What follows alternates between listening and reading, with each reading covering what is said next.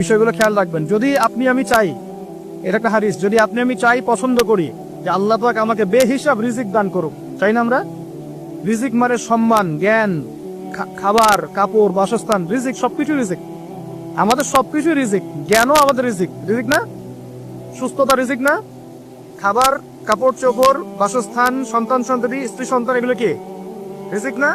যদি আপনি চান রিজিক প্রশস্ত হোক, তাহলে একটা কাজ করবেন, একটা কাজ। সেই কাজটা হচ্ছে আত্মীয়তার সম্পর্ক বজায় রাখবেন। কি করবেন?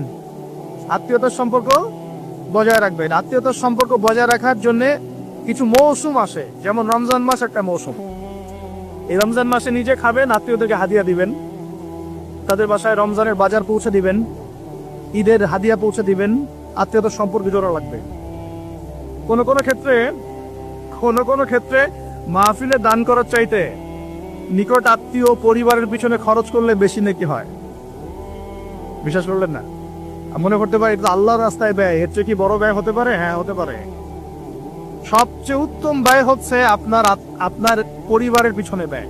হালাল টাকা থেকে, হালাল উপার্জন থেকে যে ব্যয়টা আপনি পরিবারের পিছনে করেন, এটা সর্বশ্রেষ্ঠ ব্যয়। আর আত্মীয়দেরকে দান খয়রাত করলে বা তাদেরকে হাদিয়া দিলে দুইটা বেনিফিট। একটা হলো দানের তো নেকি পাবেনই আপনি, আবার আত্মীয়তার সম্পর্ক রক্ষার নেকি পাবেন। যখন আল্লাহ পাক সমস্ত সৃষ্টি করলেন মহাবিশ্বের, আর বিশ্বাস করেন প্রত্যেকটা সৃষ্টির কিন্তু প্রাণ আছে, বিশ্বাস করেন না? আকাশেরও জীবন আছে, এই মাটিরও জীবন আছে, পাহাড়ের জীবন আছে, সমুদ্রের জীবন আছে, সবকিছুর জীবন আছে। ওই সায়েন্স আমাদেরকে যেটা শেখায়, এটা জীব, এটা জড়, এই সংজ্ঞা ঠিক না, এই সংজ্ঞা ঠিক না।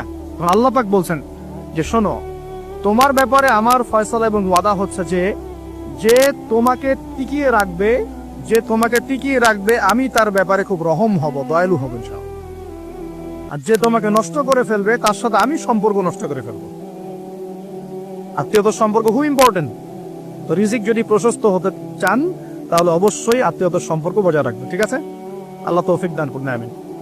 আর শেষ জামানে তো ভাই বাবা ছেলের সাথে দূরত্ব, মা ছেলের সাথে দূরত্ব, ভাই ভাইকে দেখতে পারে না।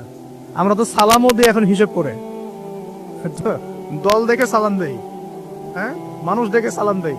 এবং আমার তরিকার কিনা, আমার দলের কিনা, আমার মাযহাবের কিনা, আমার সংগঠনের কিনা, এগুলো দেখে দেখে সালাম দেয়, তাই না? প্রিয় ভাইরা, এটাও কিয়ামতের লক্ষণ। বিশ্বাস করলেন না? আখিরুজ জামানে হাদিসের মধ্যে স্পষ্ট আসছে, কিয়ামতের আগে আগে সালাম মানুষ বেছে বেছে দেওয়া শুরু করবে। কি বলা নাই, সবই বলা আছে। কিয়ামতের আগে আগে মানুষ সালাম বেছে বেছে দেওয়া শুরু করবে। আর মসজিদগুলো হবে চাকচিক্যময়, হেদায়েত উঠে যাবে। মসজিদের মধ্যে শোরগোল বেড়ে যাবে, হট্টগোল বেড়ে যাবে। হচ্ছে না এগুলা? এমনও কঠিন হাদিস আছে যে মানুষ নামাজ পড়বে, কিন্তু মুসল্লিদের মধ্যে একজন প্রকৃত মুমিন খুঁজে পাওয়া যাবে না। বলি নাউজুবিল্লাহ। বহু মানুষ নামাজ পড়ছে, সুদ খাচ্ছে না? নামাজ থেকে বের হয়ে আবার নামাজ পড়েও গার্লফ্রেন্ডের সাথে সম্পর্ক রাখছে না? নামাজ তো সমস্ত পাপ থেকে মানুষকে দূরে রাখার কথা।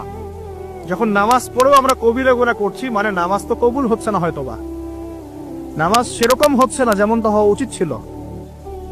অতএব এই হাদিসটাও ঠিক আছে যে নামাজ পড়বে মানুষ, কিন্তু প্রকৃত মুমিন ব্যক্তি খুঁজে পাওয়া যাবে না। এটা ঠিক আছে হাদিস। এখন আসুন, একটা ব্যাখ্যা হতে পারে দাসী মনিবকে জন্ম দেওয়ার, যে পিতা মাতার সাথে দাস দাসীর মতো আচরণ করা হবে। আরেকটা ব্যাখ্যা কি হতে পারে? আরেকটা ব্যাখ্যা হচ্ছে সত্যি সত্যি দাসী মনিবকে জন্ম দিতে